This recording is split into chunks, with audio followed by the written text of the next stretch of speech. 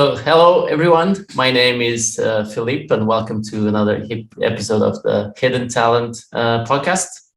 As you know, this podcast purpose is to tell the stories of talented people that fly under the radar. It's a series of interviews, one-on-one interviews with builders, creators, and innovators that often go unnoticed by the general public.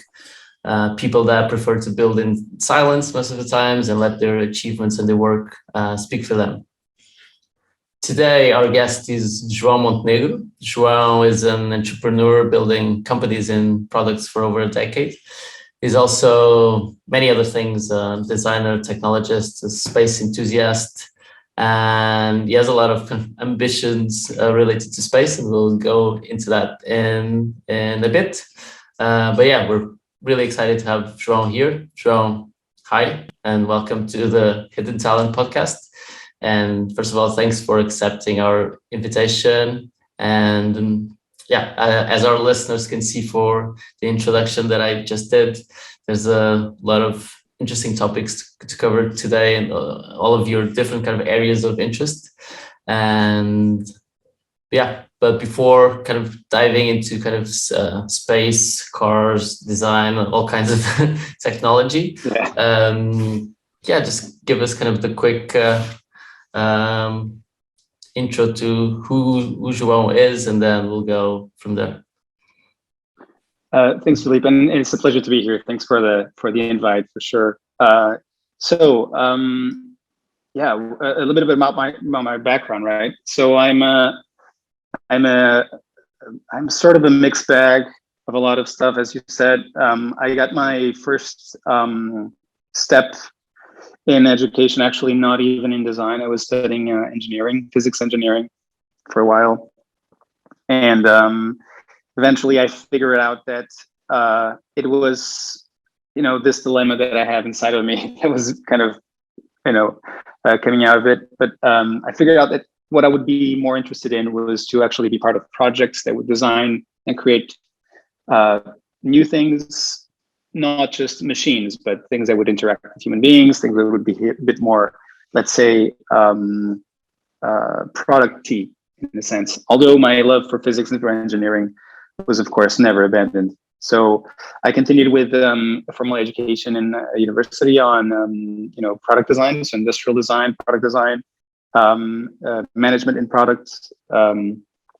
Eventually did a master's in the University of Aveiro, and also with Erasmus in the Politecnico di Milano, with where I touched a little bit more on the broader spectrum of just what a product can be, and not just in the physical sense, but also the digital sense or the service sense. So broadening a bit out how companies can develop services and products, not just to put them on the shelf and users buy them, but think about the full experience, what these machines or these services can actually do for human beings in the long run. So that was kind of my education, in the sense that I never really stopped liking machines. So what I started doing right out of bachelor's, actually, my last year of bachelor's, was I started to work as a designer wherever I could, right? And this was around 2008. Things were a bit slow here in Portugal back then, because we were just out of the recession, or in the recession, I would say. 2008, I think it's really in the beginning of the big stock market crash. So there was a lot of questions of how many available jobs there would be. So I would just grab onto as many as I could. I started working with this product design studio and graphic design studio. It did a lot of stuff. I worked basically in all the projects I could there. I designed things from electric car charging stations to the insides of museums, to branding, to all sorts of things. Just like you do when you're just out of or still a bit in university, but you're just out in the world exploring what you can do. So in that sense, I got a good sense of what design can be. I was not in that area or that traditionally designers go through, which is they need to choose an area and they specifically to just decide from the beginning what you're going to do. So I really experimented as much as I could. After that, when I finished the master's, I was already working with 2 startups. So I was working with a startup in Avledo, which was designing a 3D printer. And I was the designer, or at least I was helping them with the first concept. And they eventually developed it. They're still selling it. And then I was also working with a vehicle, a sports car company based in Porto that was also developing their own like kit car / sports mobile, and I was designing that. And at that point, I was starting to understand that what I really liked was this part of trying to take some piece of rough technology and making it as human compatible as possible. And even if some part of this technology is not used to direct contact with the human being, it needs to be somewhat humanized in the sense that it needs to eventually interact with technology that interacts with humans. So in the end, it was very eye-opening to work in these different areas, these different industries, and use the same analogies to kind of get to the same to different results. Yeah, so this is kind of in a nutshell where I started from. Again, I always used the inspiration from physics and from engineering and from my love of space and astronomy and all that to inspire the design and to kind of inform how can the aesthetics work, or kind of a question if this is a product or a design that makes sense in the world that has seen space exploration and all kinds of technology these days. Thanks, João. I think just from that, a million questions came to mind, but I was curious about kind of how you see your kind of almost even your definitions for 2 kind of keywords. I think that you said one is machines, and the other one is design. So we can start with design. So you mentioned several kinds of design. So, and by having that experience of working on designing like real machines, like you say, like sports cars and printers, to kind of more software products and other types of design that I know you're interested in, how would you kind of define design in a more kind of abstract way? And then it's a hard one. What's kind of the common thing between all those kinds of design? That is a good question. I have to say I have moved a bit far away from the theory, and I'm going to answer you in a very pragmatical way. Perhaps that's going to make some people from academia not fall in love with, but I kind of seen that people use the word design in several ways, especially when we talk in English. When we speak in English, we use the word design to design any sort of thing. A carpenter designs a chair, right? An architect designs a building. A vehicle designer designs a vehicle. A space engineer designs a spacecraft. So the word design is a verb in English, and I think it's a very interesting perspective on the word. And in that sense, it's very much related to kind of invention and to understanding a solution. So what are you making? You're solving a problem, right? You're making a solution. Your design, that's what you're designing. Although most of the time these days, I would say in certain industries where the invention has been pretty much already solved, the word design is used more as a noun. And in that sense, it's used to describe the process to make certain formalities on the aesthetics that make the product look the way it's supposed to look in order to, attract attention of buyers or to, persuade people that it's a good product. And that's a second layer of design. And if you think about it, those 2 separate ways are very distinct depending on the industry. If you have an industry that's very new, usually design is very much broad. If you have an industry that's been here for a while, usually design starts to become used by people. I'm not saying that it is, but people start using that word just to describe kind of a smaller area of the process. Yeah, I agree. So depending on the maturity stage, design can be finding the solution or making that solution more appealing.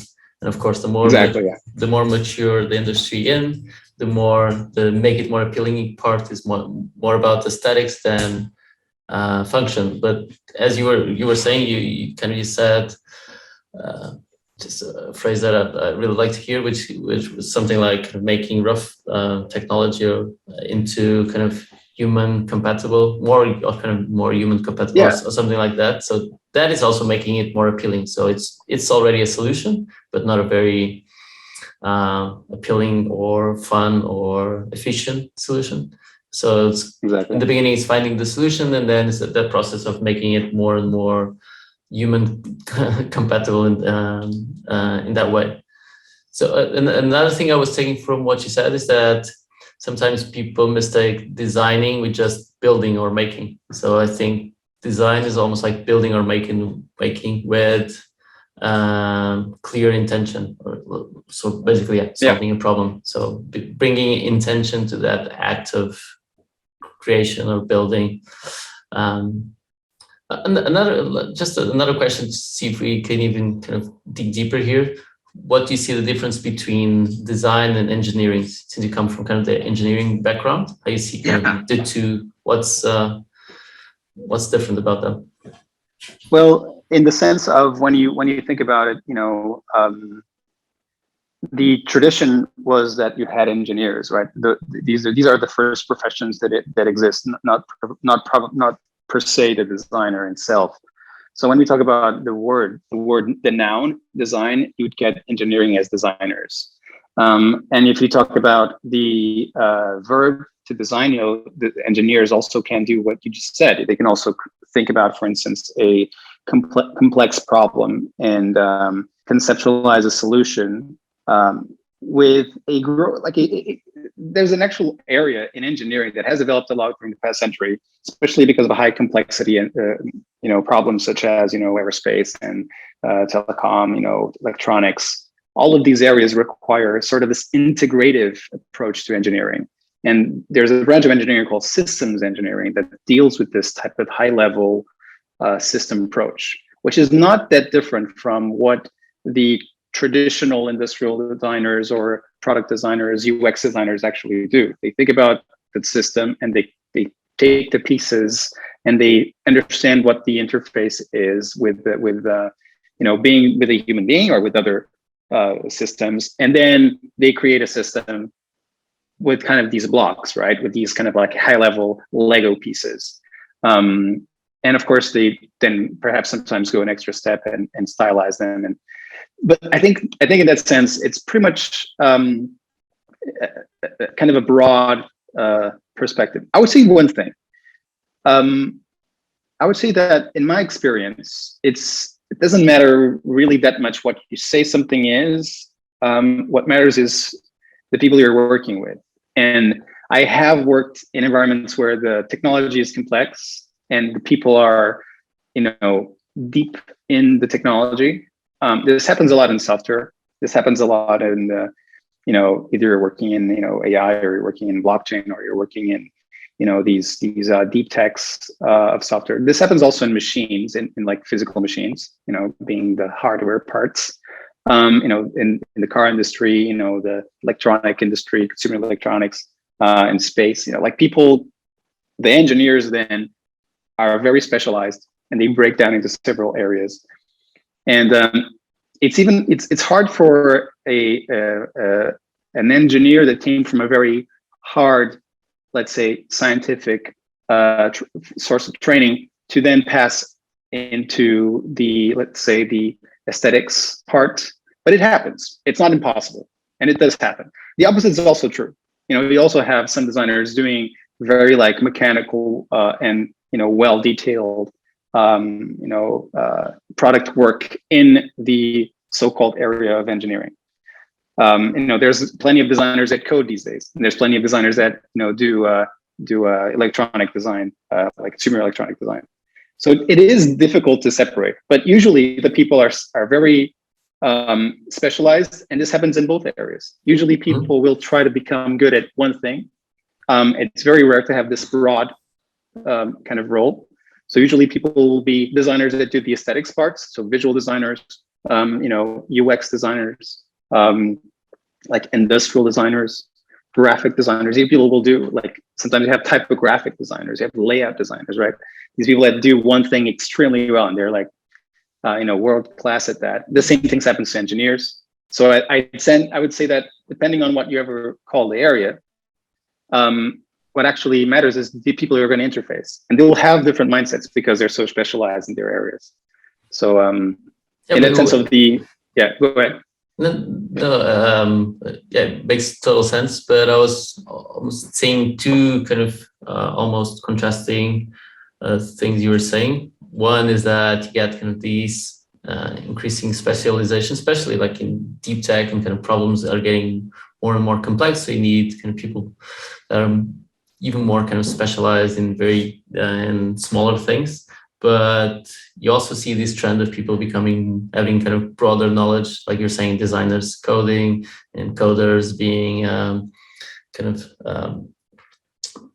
I don't know, very having a lot of thoughts about typography and stuff like that. So what's going to be your thoughts in kind of these debate between specialization and kind of being a generalist? And I mean, in your experience, you worked in a lot of different projects and companies. Where do you see, and I'm thinking about the kind of people listening to the podcast.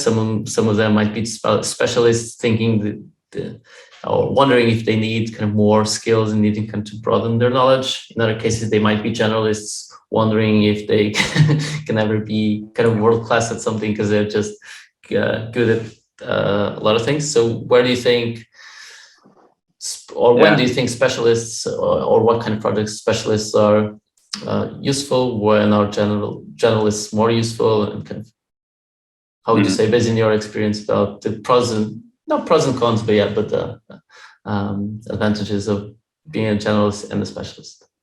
I mean, it's a great question.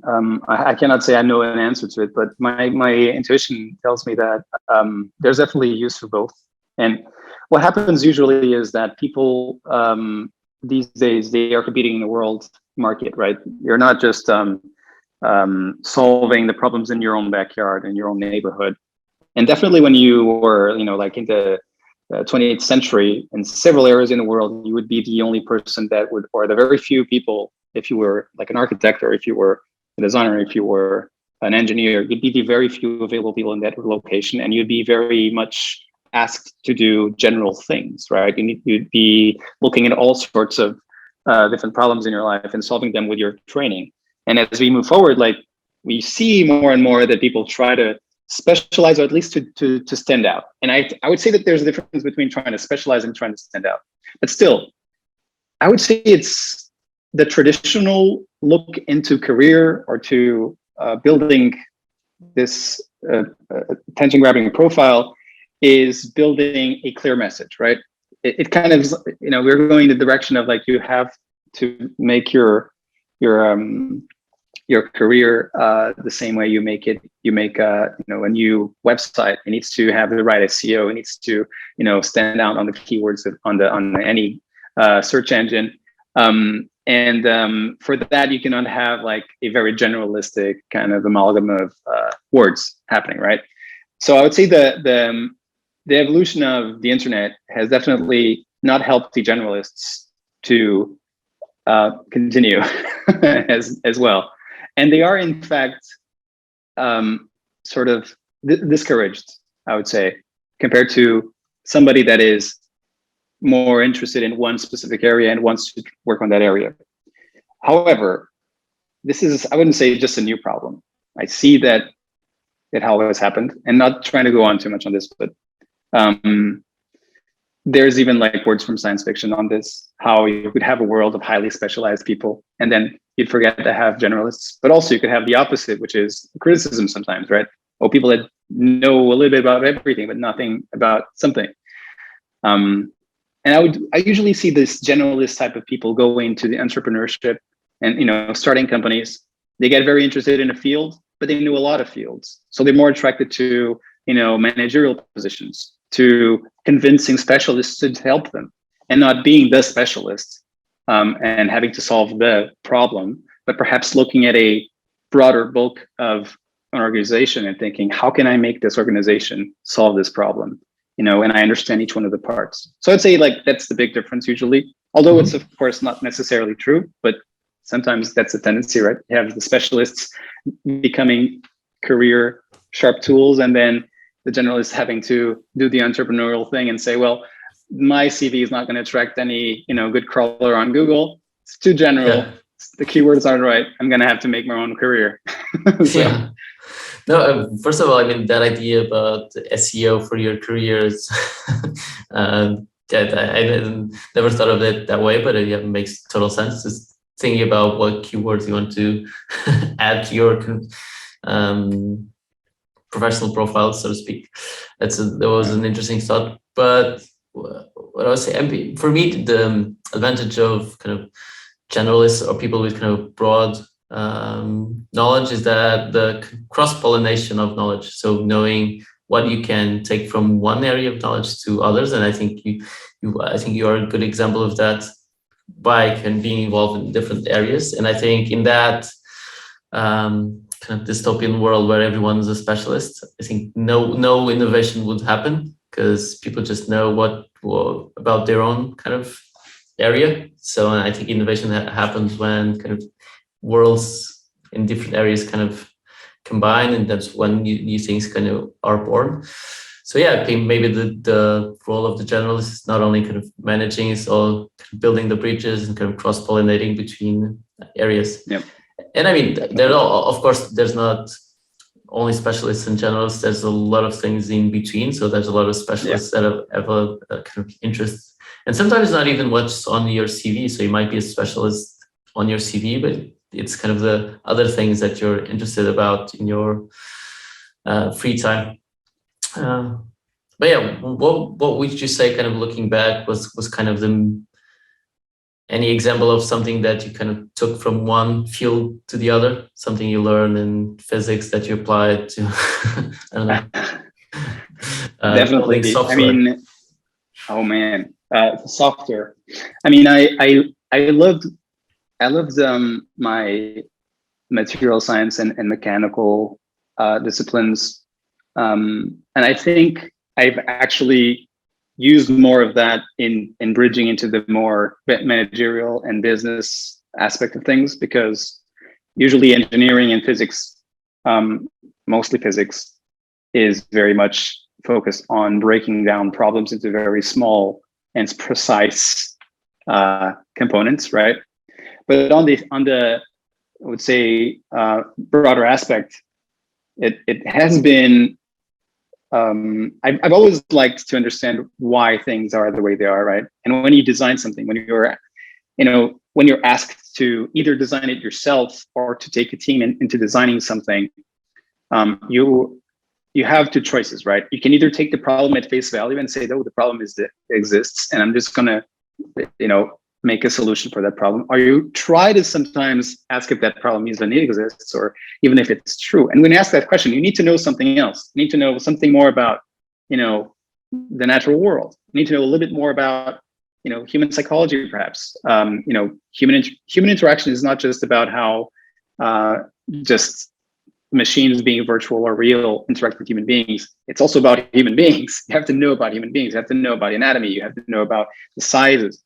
I think the biggest cross-pollination source I have, actually, and I would say people that come from kind of this mixed background between the arts and sciences, they bring, which is, I would say, particularly interesting for me, is I have, since I was young, have drawn a lot, and I sketch a lot, and I model things with my hands a lot. And this I have done for everything. I have done this to create system-based thinking graphs. I have done this to create final aesthetic designs for automotive, right? I've sketched the vehicle itself. I've sketched the product itself. And it's a tool that's very generalist. So, and when you think about it, a lot of the people that are in the different areas, they develop this skill of sketching and drawing more or less. But if you come from for sort of some artistic training or at least very amateurish, which also works. In my case, was amateurish until a certain point. This is, I think, a good cross-pollination kind of source. The opposite is true as well as I was saying in the beginning, right? Like knowing about basic laws of motion, or what is the difference between a tensor and a traction element or compressor. All of this makes definitely a lot of help in your day-to-day when you're dealing with all sorts of problems.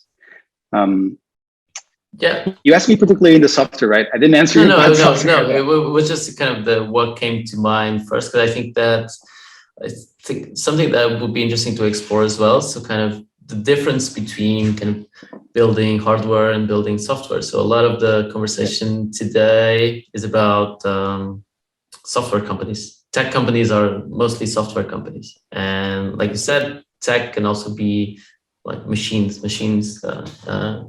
hardware in the real world, and you have experience with both. So I was curious to know kind of the differences, the challenges about building kind of hardware and machines versus building software.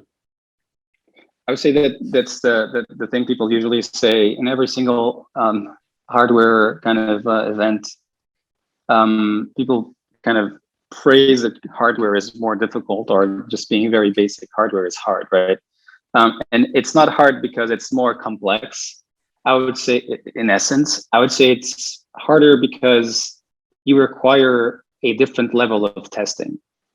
Whereas in software, you can actually develop a piece of software, run it 1,000 times before you actually get to the final product. And you change every single time incrementally. And you do this with zero marginal cost, right? And the only cost you have is time. Whereas in hardware, you have to develop all of this, plus the notion that every iteration you're going to do, you're going to actually need to rearrange atoms, in the real universe. And that takes energy. That's not just time. It takes costly, energy, it takes money. So I would say that's the main thing, of course. And I mean, I'm just paraphrasing. Of course, everybody agrees. Mostly people say this is one of the big problems, right? And it's actually been a big source of interest for me in a while, is how can you design better systems to design hardware, right?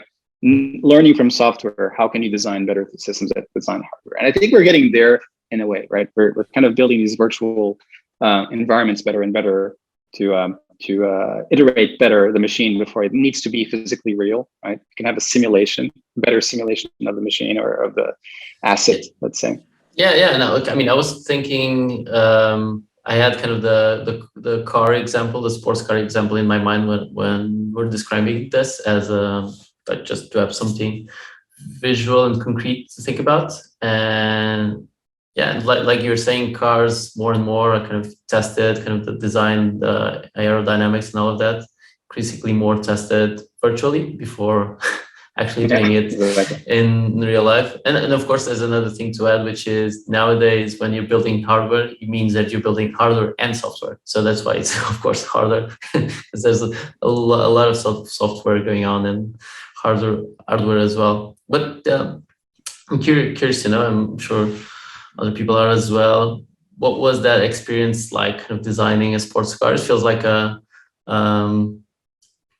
not every man's dream, but a lot of people have thought about kind of being involved, and it's kind of such a rare thing to do, kind of designing a car and the new car, especially in that space. I mean, it's the same players over and over. So what was that process like? Yeah, I mean, I have to be honest. One of the things that's very, very clear about this project for me is that I was never a car person in a sense. I didn't pay that much attention to vehicles, like the traditional vehicle, like a car. I like classic cars in a sense, but I was not an aficionado. I saw this project as an opportunity to test human factor environments, because I was always very interested in aeronautics. And back then I was very much interested in flight and doing these sky-reaching vehicles and interfaces. And I thought the car is great because it's I'm still young, and I'm probably not going to get any chances to work on this type of environment very soon because it's I was in Portugal back then, and I was not going to be able to find any company that would do that. And it was great in the sense that the problem is much bigger than you would assume, because it's such a commonly known topic, right? Everybody knows about cars. Everybody talks about cars as being a common thing.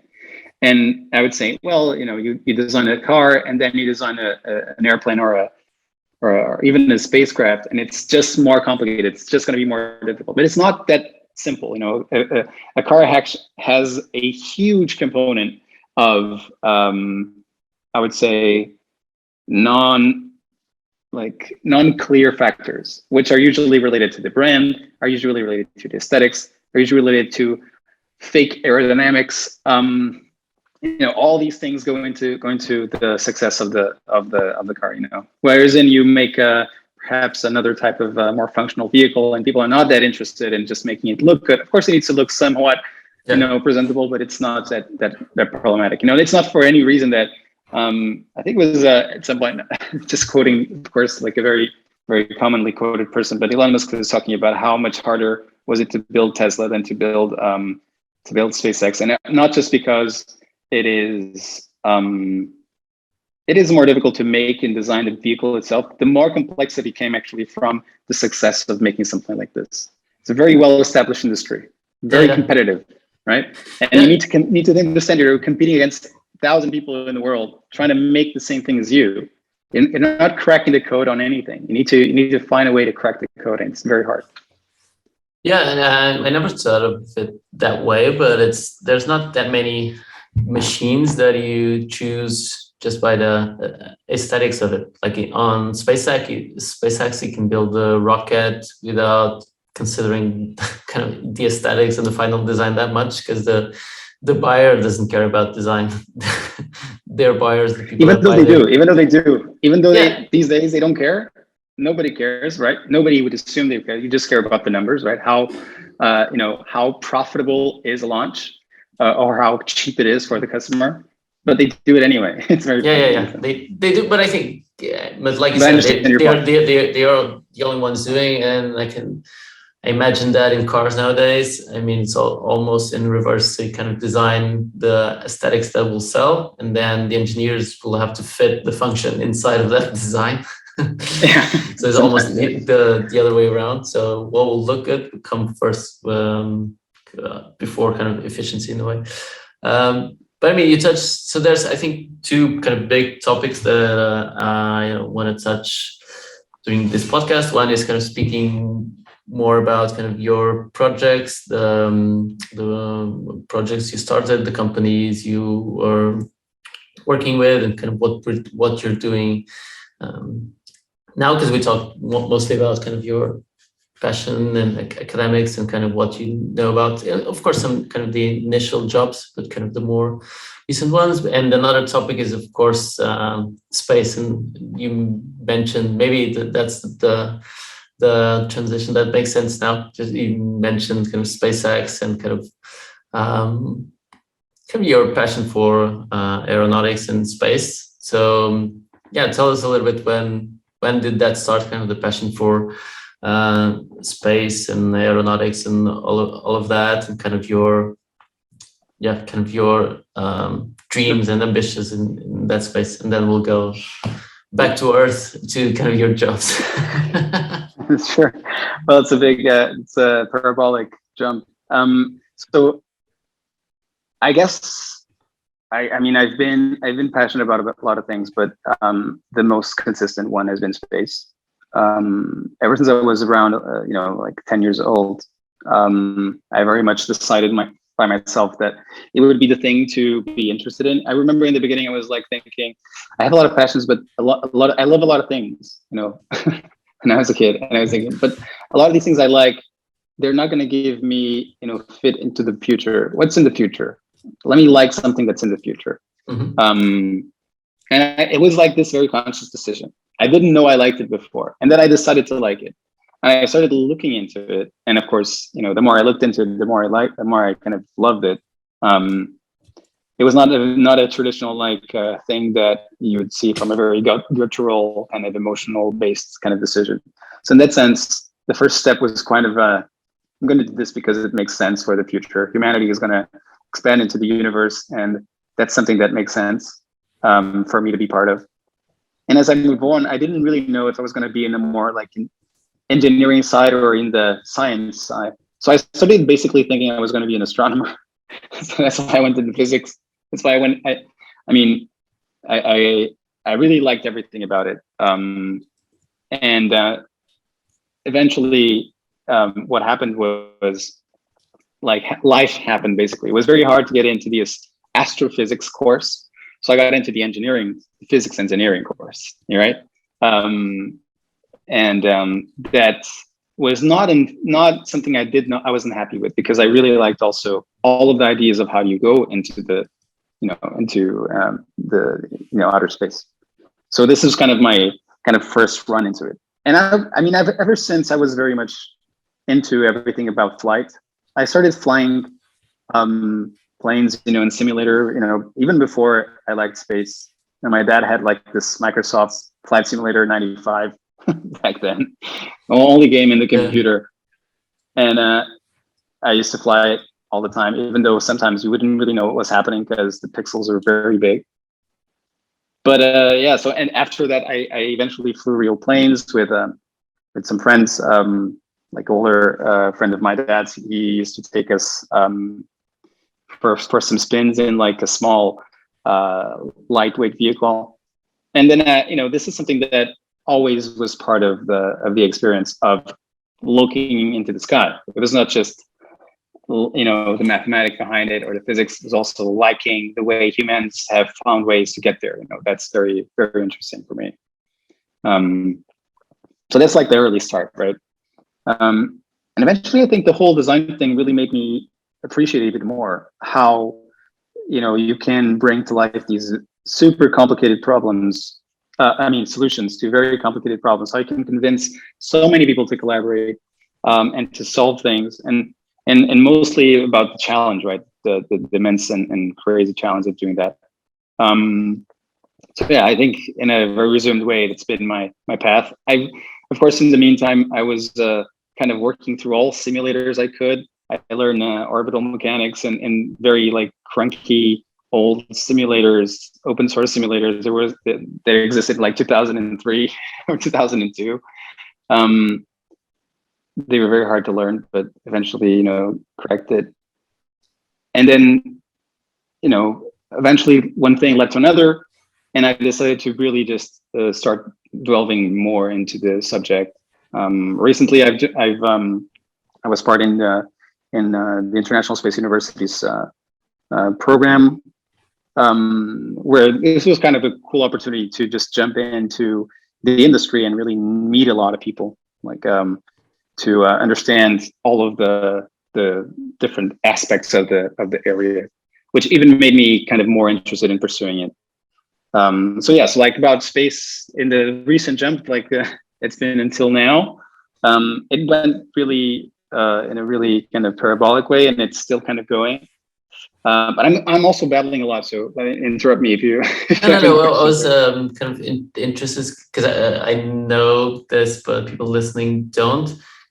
So space is more than a passion. You said it's like a path, and more than a path. You have a plan for it, like you said, that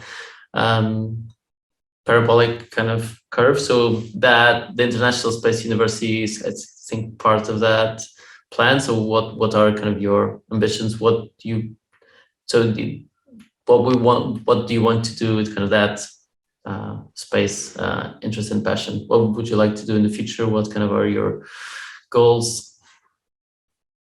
Yeah, so it's clear for me that working with humans that go to space is the thing I would be most interested in. Mm-hmm. And the thing is, it's pretty much everything I basically have have learned, right? So working in these design environments where I would have to make these interfaces and think about how, how the interaction would happen, what would be the process operation, what would be the product side. This is pretty much like the last, the final frontier for human interface design and human vehicle design and all that. So working with human beings that go to space would be kind of like the best deal. In the meantime, I've been actually lucky to have meet a lot of very entrepreneurial people, and started, kind of, following some of the projects they're in, and understanding what's the big meaning of entrepreneurship in space, which is quite different from the world I'm used to in entrepreneurship. I'm much more used to the kind of traditional software entrepreneurship kind of cycle. So what's the difference there? Just the length of the cycle. Oh, bigger definitely, cycles. definitely the length of the cycle. I mean, even for, I would say for the automotive cycle, similar in the sense for some of these companies. We're talking about 5 years for product one or for product proof, which is it's a death switch for every single software company that you see out there, unless it's kind of telling themselves that they're deep tech and they're doing something which is kind of going to be there in the future, and people believe them and they give them a lot of money. But you need a lot of money to make that work.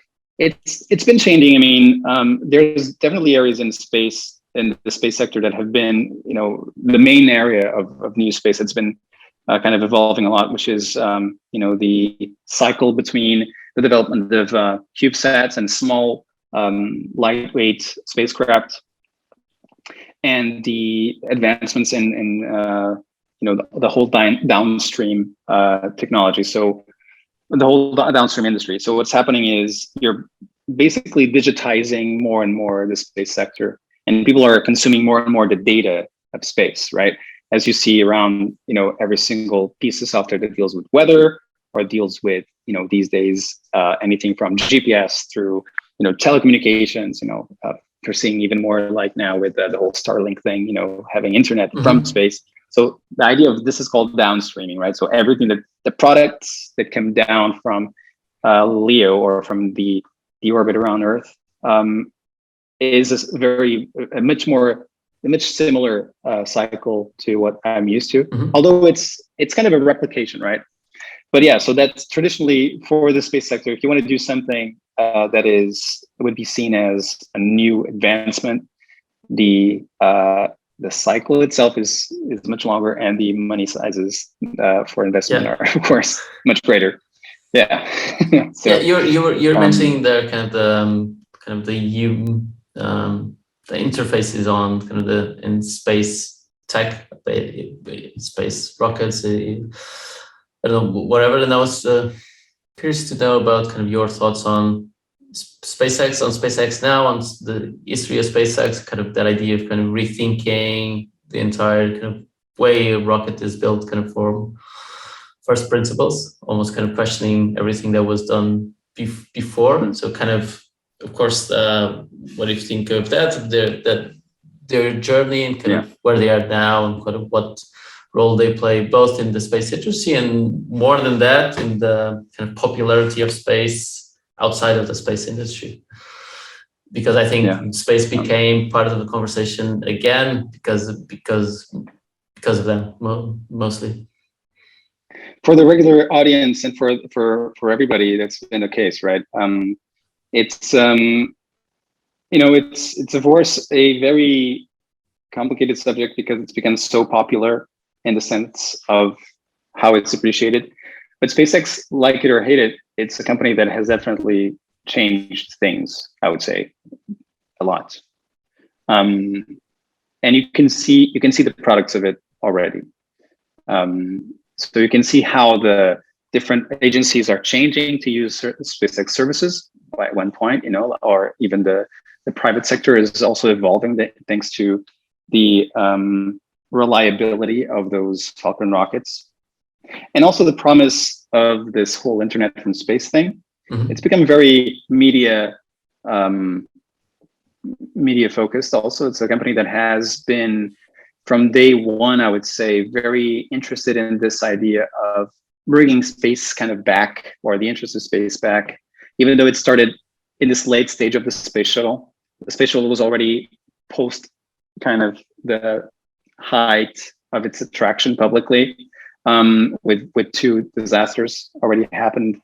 And as it kind of moved forward, there was still not a clear solution to what was going to happen next to the kind of the main idea of what traveling in space was, which is, if you look at most movies still use the space shuttle, even though it has been retired for around 10 years, and there's no new space shuttle ever going to fly ever again, but you're going to see it more and more in the movies. So there was this clear idea of that, okay, we need to bring something back, and they clearly focus on that. And I would say that regardless of thinking that it's been such a big leap or not, they've been definitely a source of huge change in the industry. One of the clear things I would say, for me at least, and I'm a bit biased in this perspective, but I would say, and I assume I am, but is that the next stage that's planned is quite interesting, and a lot of the industry hasn't seen it yet. In this, I think it started to see it in the last year or so. A lot of the industry has been kind of denying that it would be possible, the whole Starship vehicle thing, that giant rocket in the middle of Texas. If they pull it off, and I'm sure they will, but I might be mistaken. It's definitely, that's a big leap. That's a big change, because the main thing it's focusing is on the big problem of space. Yeah, but tell me more about that. I don't know that much about that project, about that giant Starship. Oh yeah, the Starship thing. I could be here forever, but I'm going to try to make it very clear, very simple. The big problem. Why do you think it's a big leap? Yeah. So the big problem of space is kilogram to LEO. Let's say. Let's simplify the problem into an actionable metric: 1 kilogram to low Earth orbit. Right? When I put 1 kilogram of mass from Earth in around a 200 kilometer high orbit, spinning 28,000 kilometers around planet Earth, right? 7 kilometers per second. You want to put that kilogram there. And the big problem is, until now, you would take millions of dollars to put that kilogram there. You would reduce it around to 20,000, 10,000, and so on. But it's still a lot of money for one single kilogram. And that's why you've seen this thing that I was just mentioning before, this idea, this revolution of microscopic, like compressing satellites to a very small point. So the CubeSat trend was like, well, thanks to telecommunication and electronics industry like flourishing, we can now make satellites much smaller. So let's focus just on a few sensors and throw really tiny satellites to space. That way is much cheaper. You cannot make it cheaper, you make it lighter. Make it smaller, right? Yeah, you make it lighter. And basically this is the big problem of space, right? In one word, it's gravity. The problem of space is gravity. There's a bunch of gravity. We're in a gravity well. And when you look at Starship, the idea behind it is to develop a vehicle that can reduce around 1,000-fold. That's the final goal, the price of a kilogram to space. And the numbers they're looking into it are not just about the technology itself, or about the operation speed that is quite impressive, and the amount of launches and the amount of kilograms it can send in one single launch. All of these numbers together add up to a huge, like a drastic decrease in kilogram price to space. If they succeed and they are kind of coming close to an orbital test flight, the balance of the industry can shift, because as you see, like as you were saying before, right? They shifted. The industry said, well, we cannot make the problem solved. We make things smaller. But in this case, you kind of, in a very fast jump, you can start make things bigger again, and bigger than even before, for the same price as a small little thing, in a very broad sense. So that's the main idea here, right? And they're making it also a human kind of, well, the goal is to eventually launch humans. So they're trying to think of all the components and the system to make that possible eventually from the day one. And in a sense, if you think about humans as, you know, multiple blocks of 1 kilogram, right? The same rationale applies. So you could have launches with, you know, 10 people going up for 1,000 times less price than what you see today. So that's kind of the big thing if these guys succeed, right? Yeah, I mean, more about when to succeed. Yeah, what they're doing. I was just thinking about this kind of idea of what did SpaceX change. Of course, you talked about the concrete things they're changing, but I was thinking, I mean, there's that common kind of say, which is in previous generation, everyone wanted to be an astronaut. These days, everyone wants to be a YouTuber. So kind of that changes of ambitions. Yeah. And I was thinking that, okay, SpaceX might be changing that, but maybe what I see is that maybe what the future generation will want to be is like a space engineer, a rocket designer, or a space entrepreneur more than the astronaut itself. So the focus is a lot on kind of the technology that they're building, how they're solving these problems. And feels like even when the launches, we're more focused on kind of the design of the spaceship, the new interfaces that the astronauts have, and there's not that much kind of visibility for the astronaut itself. You don't even know who's in the spaceship anymore, almost. Yeah. Well, I think it's going to change when people go back to the moon. You know, right? I mean, we've been sending human beings to the same place over and over, so it's not as exciting when you send somebody to a different place, right? And they plan to send people into very weird and crazy places like the South Pole of the moon, which is kind of it's like the Grand Canyon meets the Himalayas all in once. You have like 2 kilometer deep falls, craters, and, you know, very inclined steeps, canyons, rocks. It's kind of a crazy environment to send people. And that's where NASA plans to send them next. So I mean, when you get to that point, perhaps people are going to become interesting in the equation again. They're not just payload anymore, at least, right? I mean, no offense, of course. I mean, they do crazy, amazing things, but it's not. Even this idea of the space entrepreneur, I think it's completely new, because in the old days, I mean, space was mostly kind of public expense. So this idea of a space entrepreneur, I think, is new. It might be. At least it sounds like interesting. It's something that will make you, I think, the star of the party. But by the way, you're saying, and I agree with that, kind of when you're sending people to new places. What do you think about sending people to Mars and this kind of idea that some people defend that it will be kind of, let's say, important to the survival of humanity? Or how important do you think that goal is to get people to Mars? Well, it's a backup plan in a sense. I mean, the thing is, if you look at the size of the budget spending really on these type of things, it's ridiculously small compared to something like even, you know, the amount of money spent in the development of, you know, like chairs or you know, anything that is, you know, taken very you know, for granted in our world. The amount of money spent into moving people to Mars, it's incredibly small. Even when you look into how NASA is being budgeted currently, right, compared to the whole like GDP of the United States, you know, we're talking about 0.25% of the whole budget. And of course, you know, you can argue that you look into many problems in our world and you think about how many other problems seem to be unaddressed and need to be solved. But the thing is, it's very easy for us to fall into the false dichotomy where you can only solve one problem at a time.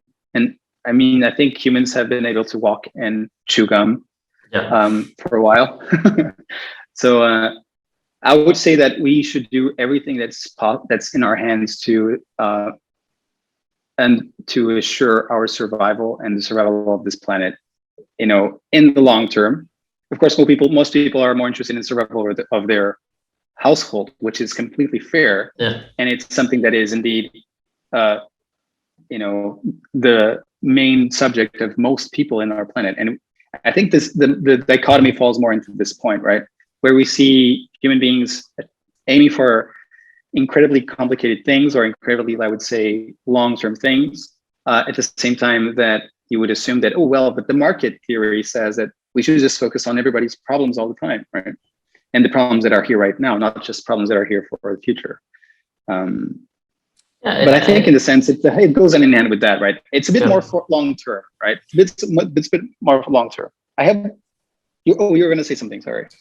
No, I was going to add that even it's more than just kind of that kind of backup plan possibility. I think we also need to count about the kind of the other things that come with achieving something like this. So if you think about when we put a man on the moon, just how inspirational that moment was for the entire humanity. So how it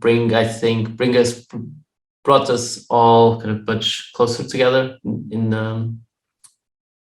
that sense, and it inspired so many people to kind of pursue scientific and research kind of careers, and those things, of course, indirectly, the moon indirectly kind of produced many more innovations by people being inspired by that, and not just focusing on kind of the problems we can solve tomorrow. Yeah. So, and I think, well, and especially there's also that, right? We miss some of those kind of long-term and big achievements and big ambitions. That's the other kind of common say, which is the greatest minds of the world decades ago were trying to put a man on the moon, and now they're trying that people spend more time on Facebook or Twitter. That's kind of what they're all working on greatest engineers. Snapchat filter. Yeah, what the great engineers are doing. But yeah, let's get back to Earth for a bit and talk about kind of your projects. Tell us more about what you're working on now, kind of the more relevant work you are doing now and that you've done in the last few years. Awesome. So so more about day to day. So in my, I would say, my daily life, I am focusing, of course, still on my product career, right? And I've done that from building a company around 6 years ago, starting a company with more people around 6 years ago, which is still moving forward and growing, which is an education company. So it's a bit more about something more, not also as direct as selling Snapchat filters to Snapchat or Instagram, but is something a bit more long-term, right? Education a bit more long-term. So it's a company that basically, develops products to teach kids how to code and computer science and all that. And it's all like, designed in a way that's easy to understand and fun. So that's one of the companies that I'm in. I moved on into a little bit more of an advisory position there, but for a long time it was very much hands on the ground, making everything I could to make the product go from the design itself of the product to understanding as much as I could the education industry and talking with parents and teachers and students and all that. It's been very insightful for a lot of reasons, especially working in kind of this STEM field where it's not just teaching computer science, but it's teaching, like, of course, there's a little bit of space sometimes there. You have to program a rocket to go up, or you have to make a game that controls a drone that seeds food around. So there's a bunch of scientific ideas there and inventions on the program. But so that's something I'm doing. It's called another thing is the company is called ubbu, right? Oh, it's called ubbu. Yeah, it's called ubbu. UBB. UBBU. Yeah. I think you mentioned the name. Yeah. Oh, thanks. That's something you need to do, right? You need to also to spell it. UBBU. It's important. And at the same time, I started to collaborate with them. Well, one of the problems this is the journey, right? I wanted to understand how to make companies. I wanted to make a company, to build a team, to grow it, to understand the cycles. And then after a while, I wanted to understand more how to make this in space. So I went to International Space University. One of the things I learned from there is that besides being amazing ideas everywhere, like there's so many people with amazing ideas in the space industry and coming up from the universities and coming up from, all sorts of places into the space industry. One of the big things that is difficult to transform in the space industry is to attract the right investment and right attention from, let's say, a more sophisticated investor. So I really wanted to understand how to allocate investment and how to understand how you can allocate investment more effectively. So recently I started working as CPO at a company that does just that. They basically do fundraisers, on blockchain. So that's something that is also a leverage here, which is I think is what I want to do in the future. What I understood is the projects I want to do in space, and I keep working in a few projects with a couple of friends of mine from the International Space University here and there. A lot of the projects are quite investment intensive, and there's not a first day revenue approach as you can have in certain services. So I would love to have, or to find an idea, or not to find an idea, but to build an environment where you could have investment coming in from all sorts of interested people into the space companies of tomorrow, into the space individuals of tomorrow. And that's a little bit what I want to do after, is leverage on this learning, right? Onto, understanding how to build products, how to build these companies, how to motivate the teams, but also how to finance them from the kind of available and interested parts all over the world, which is a bit broad in a sense. I haven't really kind of explained very well, but that's kind of like the long-term goal, right? In a sense, if you think about it, it's the latent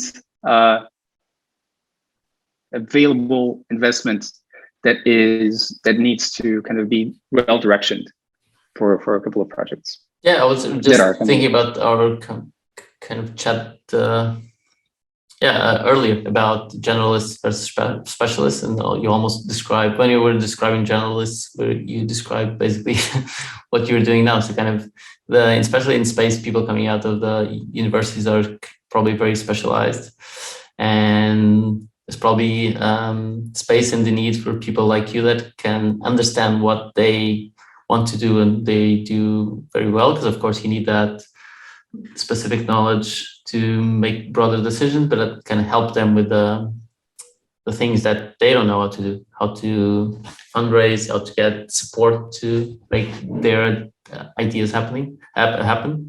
And yeah, it sounds, but can you give us a little bit more detail? How are you planning on, I mean, you said that on space, how do you kind of persuade, or how do you get people to fund more kind of long-term projects like space? So people that are used to kind of more kind of retail investing, or the having faster returns with software or tech companies. Or, I mean, if you think about the crypto and Web3 space, people are assuming to have returns even before there's a stable product. There's a product built. So how do you balance that trend in a way, so people expecting returns much quicker to the patience you need to invest in space? I think that it's just a question of positioning, in the sense that crypto has definitely been a proof of technology, very interesting proof of technology. The way it's been branded and it's been positioning itself is to attract the fast money grabbing traditional kind of audience, right? And you know this very well, right? I mean, in a sense, I think that is a phase. It's going to change, and it's changing now. We're entering this new kind of like slump in the market. It's probably, I don't know, a lot of the stuff is still gonna come ahead, but it's probably gonna develop. And I would say that the technology is not going to develop as much as the understanding of the technology, right? So that's what needs to be done.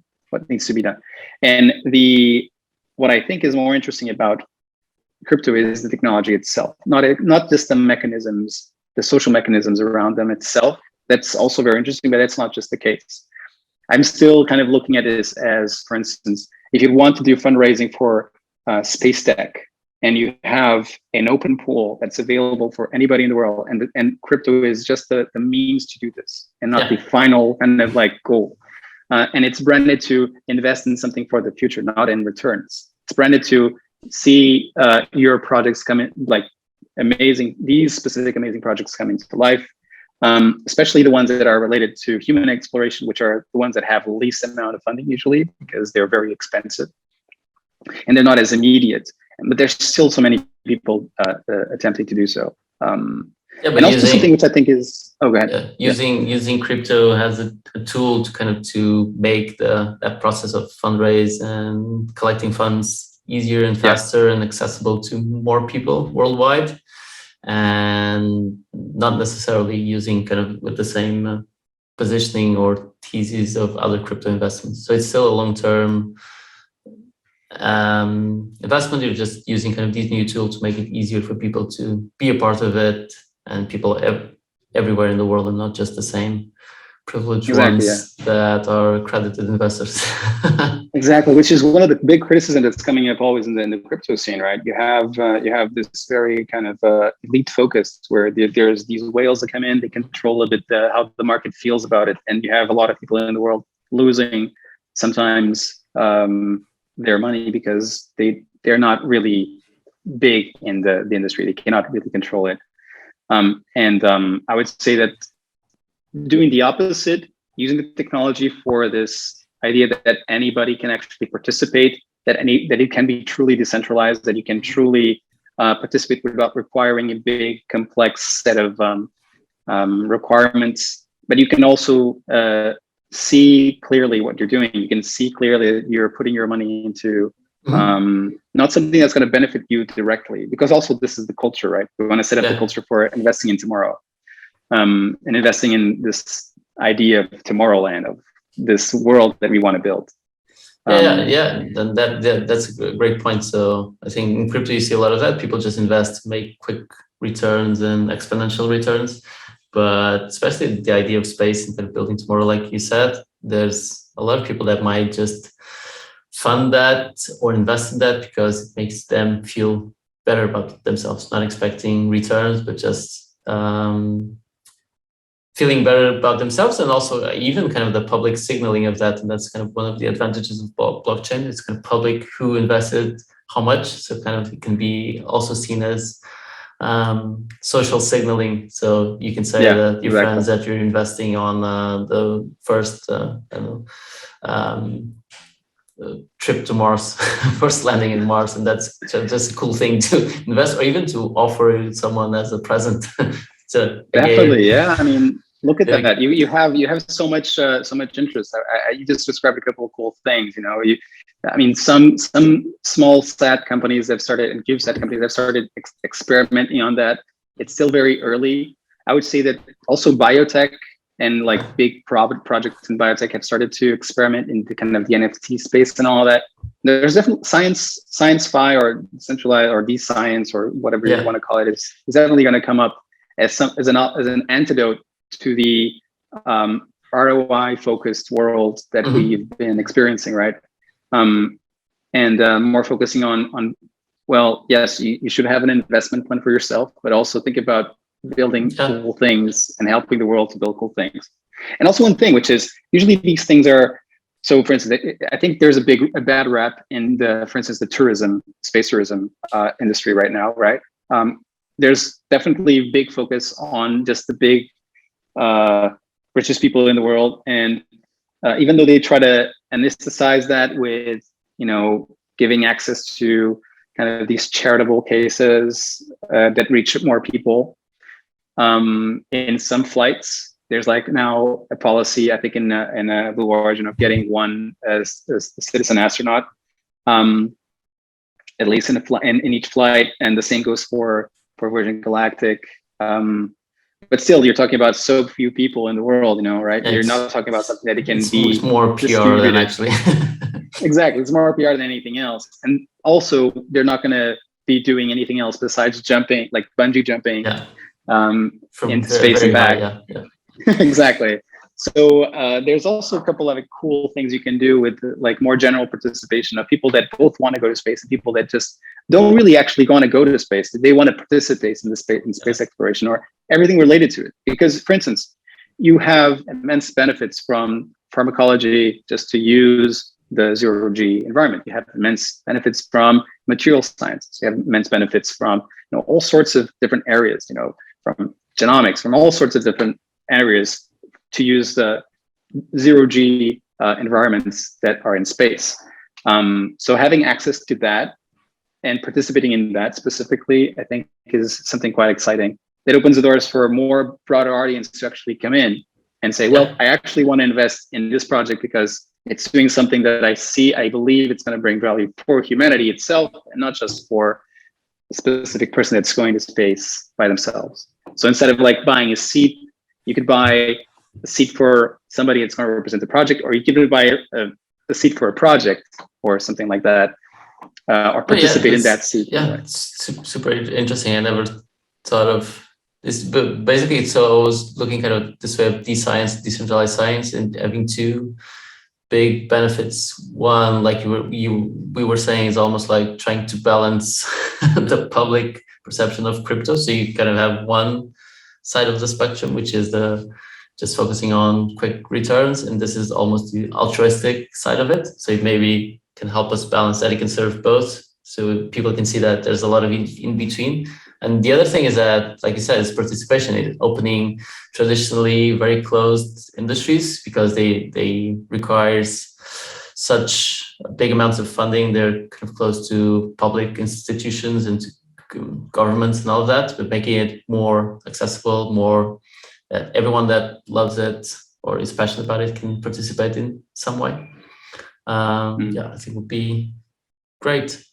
And I was just thinking as of a good way of closing this super interesting conversation. And I was just we were talking about kind of the difference between short-term returns, short-term investments and long-term investments. And I was wondering, because you think about these topics more often than I do, well, how do you see kind of the world in like 50 years from now, when we're 50 years. hopefully still alive, but enjoying our retirement, maybe in another planet. But how do you see kind of the world 50 years from now?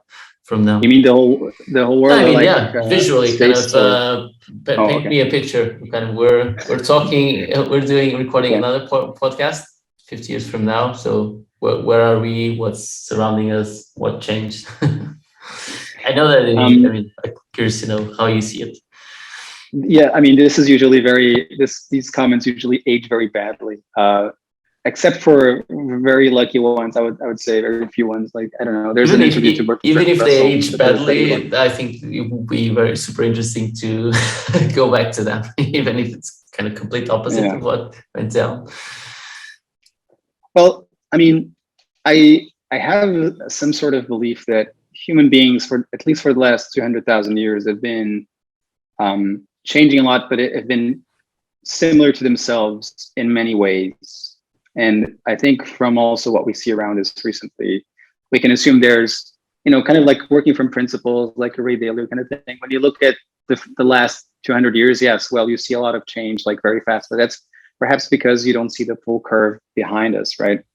And we usually always require very simple, not very simple, but very fundamental things all the time. We're gonna keep at least breathing oxygen for a while, and we're gonna still require gravity. We're still gonna require food. Water is, big up there in the needs. Wi-Fi has risen in terms of basic need, but also maybe Starlink will solve that kind of once and for good. But I think, Wi-Fi is actually a good example of how Maslow pyramid can be represented. Some people put, jokingly Wi-Fi in the bottom, but actually I think Wi-Fi is, a little bit above that. It's on the social and self-love kind of levels, right? Human beings, if they do not interact, if you take any human being and the worst punishment you can give a human is the solitary confinement, right? It's kind of the worst thing you can do. Isolating some person from human contact, that's the worst thing you can do. So I would assume that human beings are kind of continue to be social, kind of try to be more social in more meaningful ways as we move on. There's definitely a search for that. I would assume that technology is, of course, not going to stop for a while. We might learn for some things. Trying to be very broad here, but I assume that, for instance, things like, of course, yes, well, the access to previously inaccessible parts of our universe are definitely going to bring discovery and adventure. But more than that, it's about culture, dynamicism. And if you think about it, it's a. I'm trying to condense everything into this concept, culture, dynamicism. Give me one bold prediction. Okay, one bold prediction. So I don't know. Okay, well, assumingly you talked about 50 years, right? 50 years is very very hard to predict. So 50 years ago, we were leaving the last moon landings. We were, they were still very like 20 years away from the internet. So the internet, very much away from the internet. I would assume there's going to be a lot of breakthroughs that are going to make this prediction incomprehensible. For instance, we can assume that AI can actually reach either a limit. So there's a possibility we reach a limit for AI, something that we cannot control with, at least in the near future. We cannot reach this, rise of machine intelligence through the transistor technology we have, or in fact reach singularity. That's a bifurcation. So either one, it's a very different world. Another one is, what's blockchain gonna be, right? Is it gonna be something that's about to take over the whole world economy? So every single country, or what's left of countries back in 50 years from now, are going to be participating in this global set of blockchains, or blockchain breaks and you have basically part of the technology stays and evolves, but definitely nothing like we have today. These two options are quite different. Or remains just a side thing, like a niche thing, or does it kind of break into mass adoption? But a lot of bifurcations. Let's see. I do think that if I can make something that's a bit more closer to my heart, I do believe that we're going to see a rapid increase of the amount of human beings working and living, or working for a while in space. And I'm not just saying like what we see today, like ISS and all that. A new digital nomad destination. Space. Well, I mean, someday. If you think about it, the moon is a big region, is a big area, and humans are very good at exploring. There's a lot to explore on the moon, and contrary to popular belief, the moon is not that well known. I mean, it's well scanned up down to a couple of centimeters of resolution in some areas, but in other areas it's quite unknown, especially with what's underground. And the moon is much more interesting underground than it is on the surface, by far, of course. I had no idea. You have all sorts of things like lava tubes and underwater pockets of water, radioactive materials. What's assumed is that the moon is going to be quite similar to the Earth's composition in terms of minerals, as it was assumedly formed from the same kind of amalgam of results from a collision. But anyway, I would assume there's going to be a big increase of that. I'm not sure if we're going to be seeing like at any single day of the year 2072, you're going to have around 1,000 people living in the Earth Moon system. The technology the technology like overlap and kind of like waterfall is going to be enormous, because if you think about it, the sheer operational necessity or the needs for having such a high operation of so many human beings living in space is going to have going to produce a lot of technology, the same way that the moon missions basically helped develop the modern, computer and the modern kind of telecommunication systems, the miniaturization of so many equipment, from air purification, basically, like CO2 scrubbers, from, for medicine, all sorts of things came from that specific program, and others that followed. But if you have that type of difficult environments, it's going to downstream a lot. And one other thing is that, I don't know, I think human beings are going to have to develop this ability to, I don't want to use the word geoengineer, but at least maintain the planet in a better way. Planet design. And this is planet design is always planet design. I mean, if you think about building it, a new one, but yeah. I mean, the optimum kind of scenario for like a completely reverse experience would be to remove humans from the equation, but you cannot do that, right? I mean, human beings are here. You have to offset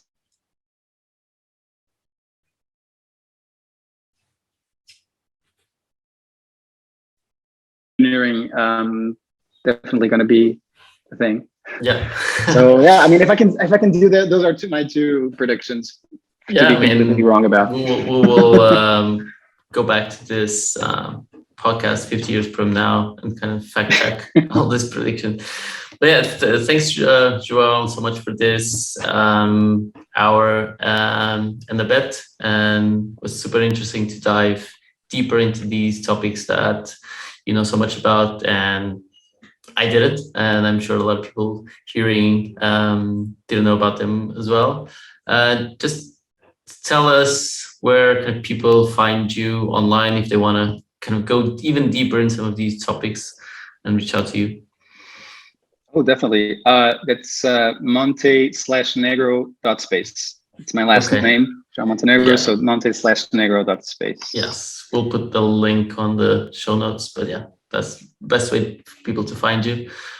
But so yeah, thanks again for joining us on Hidden Talent and telling us so much about space and other passions of yours. And yeah, thank you so much. That teach you. See you. Bye bye, João. It was a pleasure. Thank you so much. Bye.